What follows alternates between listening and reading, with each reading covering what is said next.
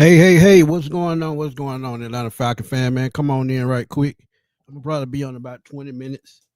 I just want to stop in right quick and talk about um the video clip that's much going viral for the Atlanta Falcons, and that is the Michael Penix interview from last night after Monday Night Football win. The Falcons beat the Bills 24-14. So just come on in right quick. I just want to talk to y'all right quick. I want to get y'all feeling on what that soundbite kind of meant for the Falcons, and really showed that they got confidence, man. Robert Blackman was good, my dude, but the Falcons have confidence, man. It's the type of energy that we seen last night is something we haven't seen since 2016, 17. Both of those years, playoff teams. And before the season started, man, actually, and I said this before the season started, man. Um, I said that this team reminded me of the 2016 Super Bowl team. And the reason why I said that is because they had the same type energy that team had.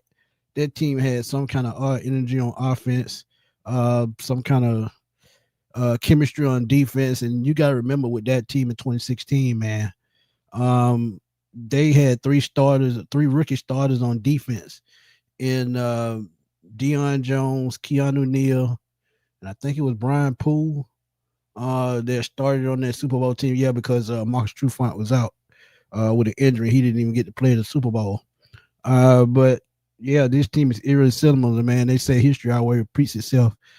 And the Falcons, this is definitely going to repeat, things, because if you listen at the soundbite and listen at the confidence of the team, the coach, and the way that everybody's speaking, it's just something we haven't seen in Atlanta with the Falcons for a while, probably not almost a decade. But it's just something different, something new, and I just think it's just gonna be, something to see. Damon, what's up, my guy? He said, I'm loving what I saw last night outside of passing with 2 minutes left. Yeah, that was pretty crazy. Running the ball, Zach Robinson is not it. Yeah, we'll find out soon though. Because like I told you, I give him to the rest of the season. If he doesn't leave, if he stays, we'll know as the season go on if he progresses or not. Because if the Falcons get better and the chemistry gets on point, like last night, if the chemistry was on point like it's supposed to be, that second half we probably would have put up 2 more touchdowns and completely ran them out the building. But that's part of growing pains for a young offensive coordinator and a young quarterback. But I'm still fascinated to see what we can do. But I want to get y'all thoughts on this clip right quick about Michael Penix and what he said. And it's viral, man. It's everywhere. And I was out in public today, and somebody asked me what I thought about this. But I'm gonna play it for y'all right quick if y'all haven't seen it yet. But it lets me know he has the right mindset as a quarterback to lead his team to a Super Bowl, to his first Super Bowl, to his first Super Bowl trophy, the Barty Trophy. Let's get it right. Michael, what do you feel like this win showed the league and showed about this team and Atlanta? Because when I was talking with Drake, he said it showed we're actually good and we're going to change the narrative around Falcon football. For sure, that's it. It showed that we one of them ones. Like this team is really good. This team is really legit, and I feel like the talent that we have on this team, it definitely helps us a lot. And obviously with great coaches, offensive coordinator and defensive coordinator, special teams coach, can't forget Keith. Man, this team is well coached all the way around. So it's awesome to see. And obviously we did have that one game that we didn't like, that Carolina game. Not putting up any points on the board, but I knew that wasn't us. So I didn't soak into that and get in my feelings about that game because I knew that wasn't us that day. I knew that wasn't me that day. But as long as we continue to trust in each other and go out there and play for one another, we'll be fine. Mike, I know every game. And that's the clip I'm talking about, man. And if you missed it, man, I totally get where they're coming from, man. When you talk about confidence, confidence is key when you're trying to win anything, no matter what it is in life. You got to be confident to win. And for him to say that he feel like they legit, and him being just a second year player, that means a lot, man. Because as a quarterback, you got to have a strong mentality. Because as they say with quarterbacks, if they throw an interception, you got to erase that out your mind, go back out there and make plays. So it's the same with being a team. You have to win football games. Not think about the last win, but think about the next win and how you're gonna get the next win. That comes with preparation, that comes with chemistry, and it comes with all of that, man. And the way they beat Buffalo last night, man, a Super Bowl caliber team, even though they banged up by injuries, but at the end of the day, they still professionals. But the reason why I love that is because as a Falcon fan and some of the older guys, Floyd Dunley, my guy, he can tell y'all because early 90s, when Dion and Jesse Tucker and those guys were there, it seems like the Falcon has some good key defensive players, but not enough offense. Then when they get the offense, not enough defense. Dion leaves. We still do have Chuck Smith, still do have Jesse Tucker, but we get the run and shoot offense, which can put up points, but the defense is stifling. But yeah, when your quarterback said he feels the team is at another level and they're legit, I feel like they're just pushing the boundaries and push these guys to be better. Because what's up, Boom? Because as I see it, they are, I think, first and second in offense. Let me look at it. Be correct, because I like to be correct. They are very first in yards per game with 253. And that's really just a yard better than Denver, and Denver has been killing it lately. So when you talk about total defense, they just that team, man. And you talk about run defense. We already knew they struggled a little bit with run defense because we know they still need interior help. They're at number 17 at 114 yards a game, but I think that number will go down as the season goes on, so they could get better with that. But we all know that the Falcons are first in pass defense, and they've been one of the best pass defense teams all season. And they've been in the top three since week one, and they still have yet to give up 200 yards to a quarterback. And that's insane if you ask me. You don't see that too much anymore. But to hold the MVP to what they did to just 14 points, intercepted him twice, it just says a lot about preparation for this game. And they're only giving up 139 yards through the air. And that is ridiculous. I mean, somebody said it on the live last night. When you talk about that, you talk about a grits blitz style defense. So I just feel like this team, character-wise, I just feel like, it's sky's the limit.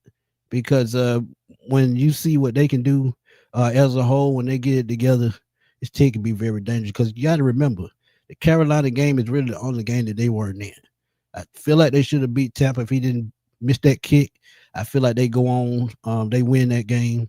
Then you go to the next game, Minnesota. They ran Minnesota out of the stadium. Yeah, so I mean, they could easily be 4-1 right now. And I feel like, and I told y'all last night, I feel like that Carolina game was a wake-up call. I feel like it was the kick in the butt that they needed to stay focused at all times, because that's what great teams do. They have to stay focused each and every game.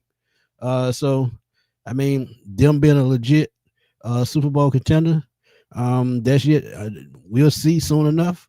But the way they played last night against one of the best teams in the NFL, and the way the Eagles are struggling right now, it could be a different scenario once the season is over with, because we used to looking at the Kansas City Chiefs and the Philadelphia Eagles in the Super Bowl. They did it to 2 of the last 4 years. So with those two teams at the top of their game, and the way they've struggled the last couple of weeks, it could be time for a changing of the guard, because sometimes you can get that playoff fatigue. And what I mean by that, people start feeling themselves after they start winning X amount of games. And that happens in every sport: basketball, football, baseball. When you had a certain amount of winning, because it happened to the Braves. Remember the night of the Braves, one of the best team in baseball, only won one World Series. Came out in 2000s. They had to rebuild, and they were bad for a couple of years. So, every team in every sport goes through this. So maybe the Falcons can be that team that pick it up and say, hey, we the new kids on the block. We have a young team. We have young coaches. Maybe we can be that next run of the dynasty, man. And it could happen. And I feel like they are legit. But let me go to the chat right quick, man. But thank y'all for tuning in, man. I just wanted to stop in right quick. Like I said, my boy Boom, what's up, man? Robert Blackman said, I love the mindset. I haven't believed in the quarterback room since Matt Ryan. I agree with that, man, because we've been pretty rough at the quarterback position the last 4 seasons, man. You got to remember, Marcus Mariota quit on the team. Taylor Heineke wasn't the guy. Desmond Ritter, we thought we were going to try to work it out with him. That didn't work. So Kirk Cousins worked for a little while, but at the end of the day, man, that shoulder injury, it just ruined our season. I think he's ruined his time in Atlanta, but he's still the backup. So, hey, we'll see what happens with that. But what's up, Christy? But yeah, man, I mean, confidence is everything. And Ricky said we averaging 3 sacks a game. Yeah, you got to love it, man. This is a defense that we did not think we would ever see in Atlanta. And we got a glimpse of it with Ryan Nielsen a couple of years ago. But at the same time, like I said, we didn't have the offense to back it up. So when the defense played well, the offense couldn't put up enough points. Why? Because they were inconsistent. And that had to do with Arthur Smith getting in his own way. And as I talk about situational play calling, I just think Terry Fontenot has done a hell of a job, man, putting this team together. And shout out to D. Offer, man. One of my followers, man, he asked me to make a video on D. Offer, but I'm gonna give y'all my thoughts right now. We all gave D. Offer here, but I told y'all, D. Offer is very talented. He went north of the border to go get D. Offer out of Canada, out of coming over from Tuscaloosa University over in I think it's Alabama, and D. Offer, he's been very solid as a slot corner. Billy Bowman was hurt last night, came in, filled in, got an interception, led the team in tackles. So, I mean, it's just all about coaching, man. I don't feel like Jimmy Lake was that guy, and it showed. And, we nearly paid for it. So they fired him like they should have. Raheem Morris went out. Terry Fontenot went out. They went out and got Jeff Ulbrich. Why? Because Raheem was familiar with him. He knew what he was capable of. Both of those guys was on the Super Bowl coaching staff, and they're bringing that same type of energy back because they know what it takes to get there. And Raheem won the Super Bowl with the Rams, so he definitely knows. But Jeff Ulbrich, being a tough-nosed linebacker, having played the game, you see the same type play out of these linebackers. And Caden Ellis, he is just unleashing Caden Ellis like it's no tomorrow. And you love to see it because when have you seen Falcons players just be unleashed and just be able to be themselves? He wasn't scared to blitz Josh Allen. He wasn't scared of getting burnt last night. He trusted in his cornerbacks. And you just love to see it, man, because I'm telling y'all, any other game, any other team, or any other coach that we had, they would have played it safe and played zone the whole game. And they would have found the holes and picked them. But he trusted his corners, even though they were banged up. And even though Mike Hughes got burnt a couple of times, he just kept going at them with the blitz.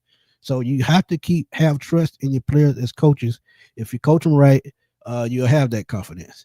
But yeah, you 3 sacks a game, man. That's something I thought I would have never saw. Shane, what's up, my guy? Yeah, we ready, man. We ready. Shaka, what's up, my guy? And Shaka, man, look, I don't know what happened to Detroit the other night, man. Detroit just did not show up, man. I don't know what happened. And a couple of calls went the wrong way, but we know how the real season when it comes to Kansas City. Marlon, what's up, my guy? Yeah. Oh, it's 4. Okay, I can deal with that. I mean, we didn't get our 9th sack until the 10th game last year. And we probably damn near got double that right now. This is how much this team has grown in over a year. And like I said, with less talent on the roster last year, and we still started off 6-3. And as I said a couple of weeks ago, I think we start out positive 6-3 again this year. But the difference is we have a quarterback that is going to be consistent, one that's going to keep growing, and he's going to make plays. And not to say that Kurt didn't make plays, but Raheem got it his own way last year with that injury, man. That's all I'm gonna say. Just know. Ricky, they still haven't said why they sat Ray. But I'm gonna bet my money it was that party, man, that he had on Saturday night going into Sunday morning. He didn't get in at 5 o'clock in the morning. a day before one of the biggest games of the year, and that caused a distraction for the team. And they're not going to come out and say it, but parties sometimes is what they say is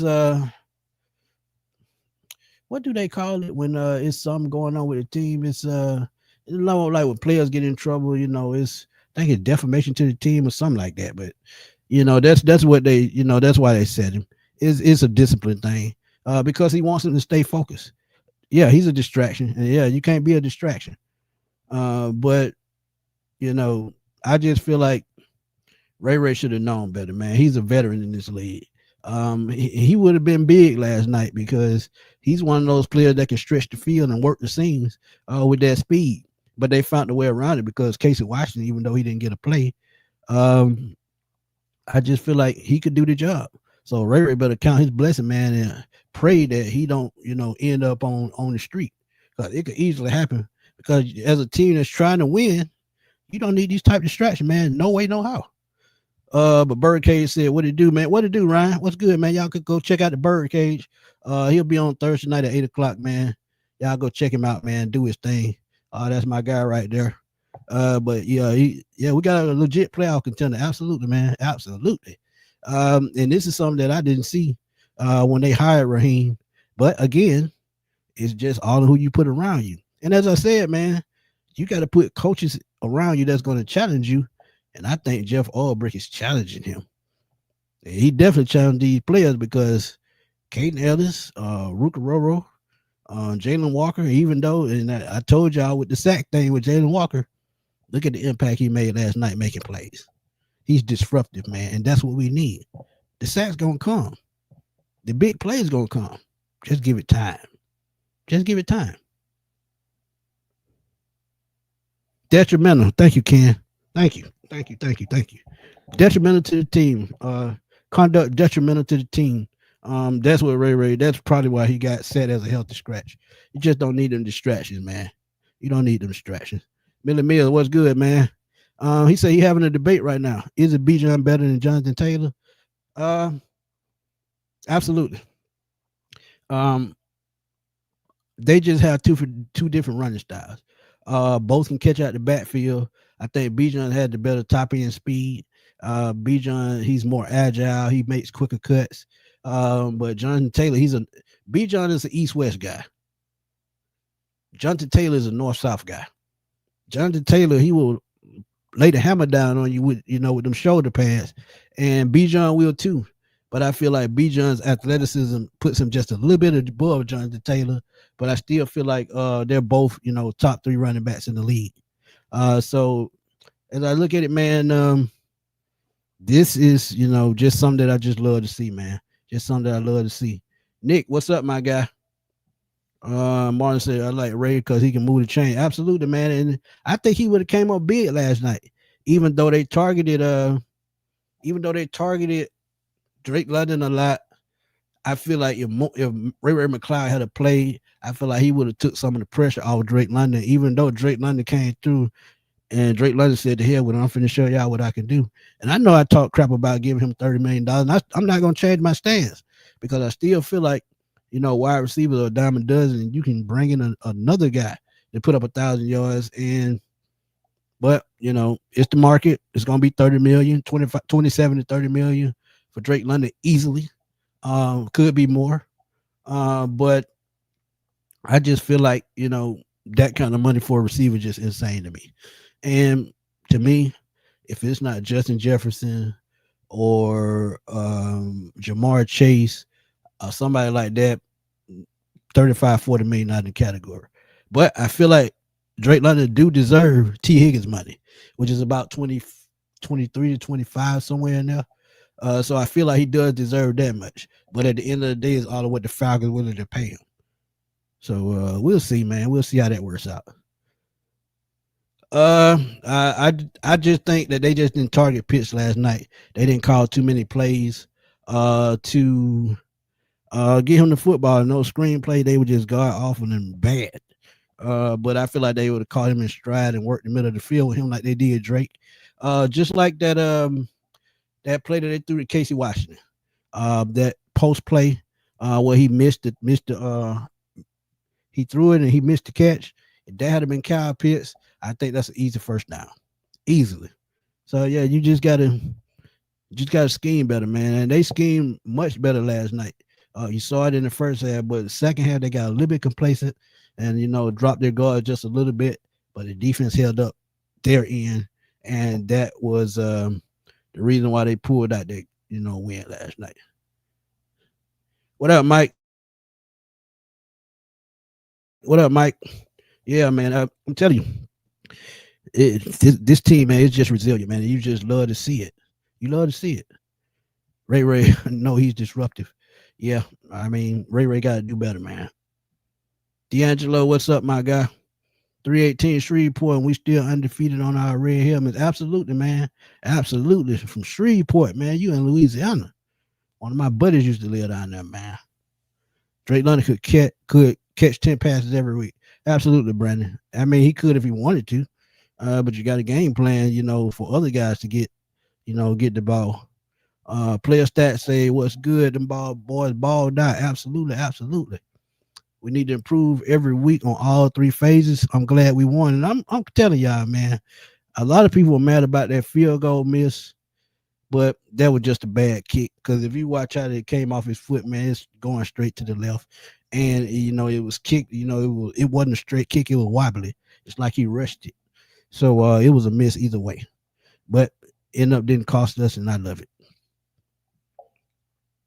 One loss since Ulbrich been on this staff. And Ulbrich is only going to coach them up better. They're only going to get better as the season goes on. And I ain't even talked about James Pierce. He was disruptive as well. So I'm telling y'all, man, this has to be by the time the season ends, I feel like this could be one of the best draft classes, even though we only had 5 draft picks. This could possibly be one of the best draft classes the Falcons ever had. Because they focus on one side of the football that they needed help, and all of them are contributing right away. And sometimes you don't see that right away. It takes 2 to 3 years to see all of those draft picks contribute. But with the Falcons, it's happening in one season. So, yeah, I mean, you just love to see it. You love to see it. Yeah, we definitely want consistency, man. No jacking high, absolutely. Build up upon what we do well each week. And the thing about, building up, man, and a lot of people don't talk about this, you got to pick and choose. And I tell y'all all the time, you got to pick and choose who you pay. And if they pay the right people, go back through the draft and fill holes like they're supposed to, a free agency, I feel like this could be a Super Bowl team, and I feel like this could be a dynasty. But all we have to do is, the coaches just have to hold up their end and coach this team the right way and do what they need to do. Dan, what's up, my guy? Falcon fans went to bed happy and slept good. I mean, I'm gonna be honest, man. After I eat my food, I'm gonna sleep good anyway. But yeah, absolutely, KD. Defense definitely wins championships. Run game and defense travels, Smitty. Absolutely. And I've been telling y'all, man, why try something new when you run the ball? One of the best teams running the football, stick to it until somebody can stop it. And it's something that you learn in Pee Wee football, man.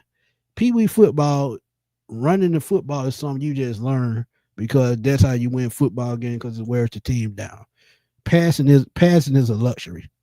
Passing is a luxury. When you run the football effectively, the passing gonna come. And they had 443 yards last night against Buffalo.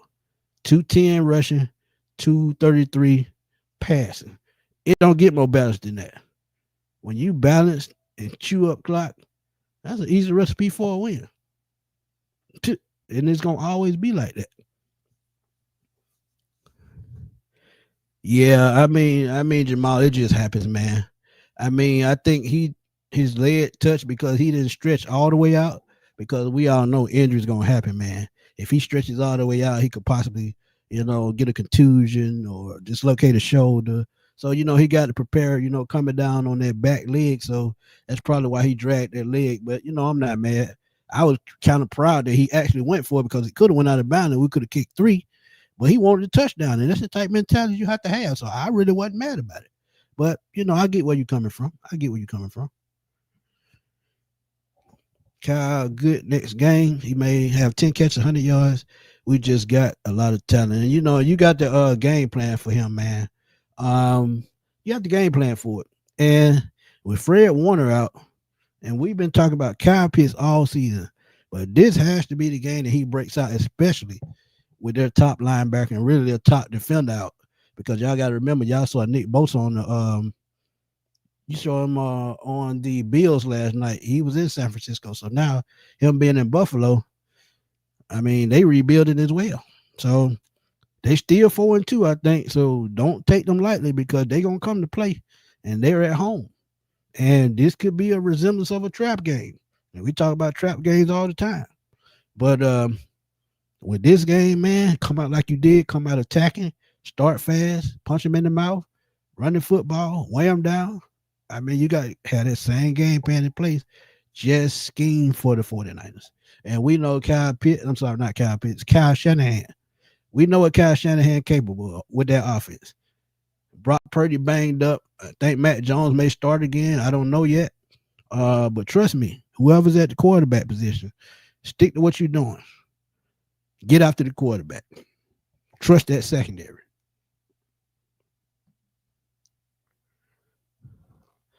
They were holding Walker all night. I mean, that's gonna happen. Because I saw it, with James Pierce as well. And I said, I was talking to Chris as the game was going, and I see it, man. I saw at least 5 holding calls, and they had 8 penalties for the game, and that's like 29 in the last 3 games. So they're technical wise, they've been struggling lately. So yeah, I mean it's gonna happen. But we saw that in preseason when James Pierce, they were double teaming him in preseason. Let's get it. What's up, my guy? My boy Sean, man. Let's get it, GA, man. Y'all go check him out on YouTube. He doing his thing on Madden. Anything college football, MLB, he does it all. Y'all go check him out on YouTube. He said he watched the first take this morning, and the topic was, what's wrong with Buffalo and Josh Allen doesn't have his weapons, not one to mention how the defense shut him down or how we dominated them. And I agree with that because you got to think, man, an MVP player, I don't care who they got around them. If anybody's hurt, anybody missing, an MVP caliber player going to find a way to win. And I'm not saying he couldn't have found a way to win last night. We just put that boom on him, man, and he couldn't do nothing. They spied him like they were supposed to. They clogged up those run lanes. They pressured him and made him throw errant throws. So you got to give credit to the Falcons for doing that. But Josh Allen and this Buffalo team, no matter how many injuries they have, he's still the type quarterback that can will his team to win football games. And that's what you love to see. And like you said, they probably not going to get the Falcons their credit till later on in the season when they see we beat the snot out of other teams that probably playoff contending teams. And that's the only way we're going to earn our respect at the end of the day. But, I knew that they would blame it on him not having his weapons. But let's be real, y'all. Let's be real. The Falcons just beat them to sleep last night. So I don't care if his weapons were there. I still don't think that they would have beat the Falcons. The Falcons just had a great game plan. But yeah, I mean they're gonna blame it on the injuries. I mean every team had injuries as part of football. As I tell y'all, when the injuries come, the coaching needs to rise up. They need to get better. So I don't believe in that because they're all professionals at the end of the day. Yep, clean game for MP9, absolutely. If y'all have been watching, man, he's slowly picking up there towards that top 5 in pass yards. He doesn't have a lot of touchdown passes, but I think that comes with time. But as long as we win football games, that's all I'm worried about. Percy said, as long as Penix manages the game well, keeps the ball out of harm's way, we'll be fine. We don't need him to be Superman, just play smart. Absolutely, Percy, 100%. 100%. For real, now we trying to say Josh not a Superman and we beat a pedestrian. No, I wouldn't say that. Josh still Superman. I mean, he's still one of the best quarterbacks in the league, if not the best. He just had an off game because of the game plan. I heard Ray had words with Rob about I hear you. I wouldn't be surprised. Man, because you got to think, man. it's hard um, losing a coach that makes you better, man. I hear you actually played the wide receiver position, and it's nothing against TJ Yates, but when you lose a coach in the season that's making you better, and I'm telling y'all, man, Ray has come a long way. Ray had 60 some catches last year. Nobody expected that. This year, new wide receiver coach, you can see Ray struggling. So can he break out of it? We'll see. But honestly, I still think it had more to do with that party than Ike Hilliard. Ant, what's up, man? Been good, man. Been good. Been good. Been good. Oh, Matt Jones gonna start. I mean, it don't matter who start. I just think they still need to have the same game plan, man. Get after the quarterback, pressure the quarterback, and force turnovers, and run the football on offense. That's just a recipe for victory. And if y'all remember, uh, early days in the NFL, passing was a luxury even back then, because the better running teams would have won the win Super Bowl because they controlled the clock, played defense, and locked teams down. So I feel that they get the Falcons get back to old school football. Who knows? This could be a Super Bowl team. Birdcage says Zach Harrison had a monster game, and he's definitely opening things up for these young pass rushers. Calais Campbell schooled him well. Absolutely. Calais Campbell absolutely mentored him his short time here, and it paid off because not only was he getting pressure, he tipped that pass last night for the game-winning interception. So just expect more plays from Zach Harrison. I think he was leading the Falcons in sacks before last night's game. So, he's doing his thing this year. And, he has one more year on his deal, and I hope they resign and hope to come to an agreement or having him here long term. Only having one wide receiver making catches makes me nervous. Julio has Sanu, Roddy, and Gabriel. Yeah, that's true.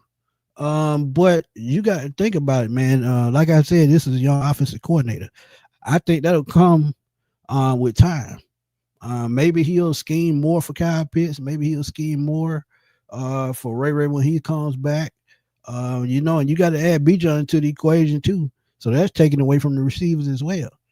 I would love to see him throw more to Charlie Warner, even though he's not a receiving tight end. I just love to see him spread the ball around more. If he spreads the ball around more and he does that more on a consistent basis, I think that opens up the playbook a little bit more. And I think this makes this team pretty much unstoppable. Yeah, Sunday night game, Levi Stadium.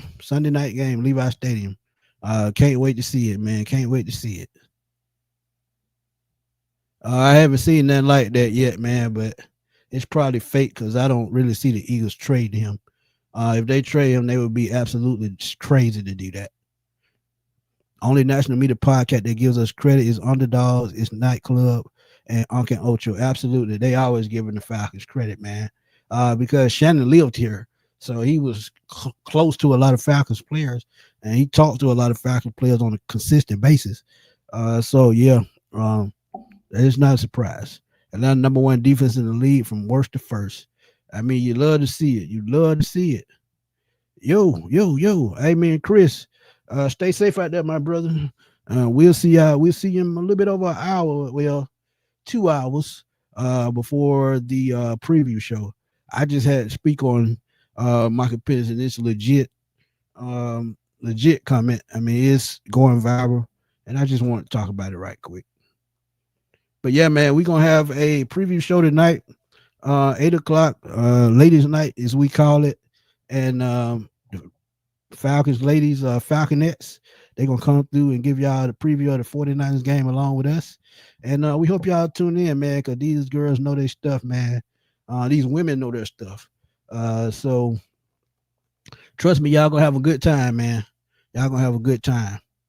Dan said, pop quiz, when is the last time the Falcons won 3 consecutive games? 4 straight.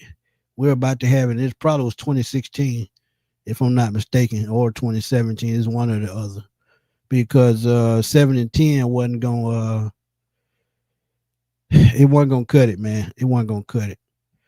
Miss Christie, y'all still do y'all thing, man. Don't we all talking about the Falcons, man. Y'all just keep doing y'all thing, man. I mean, do like we do, man. Just tell them to catch the replay. Because I know we're not going to have everybody's attention, man. So we just tell them to catch the replay, man. That's what we do. But I hope y'all have a good show tonight, Christian. My boy, let's get it. Say, I'm still concerned the way we utilize Bijan in pretty much everything, and that's going to get hurt. Christian McCaffrey was used the same way in Carolina and San Francisco. He can't stay healthy. But I mean, look, I'm telling you. I mean, I get where you coming from, big bro. But I mean, you just gotta trust it, man. Now, one thing that I have said, I would love to see Tyler get more carries. He got 10 last night. It made a difference.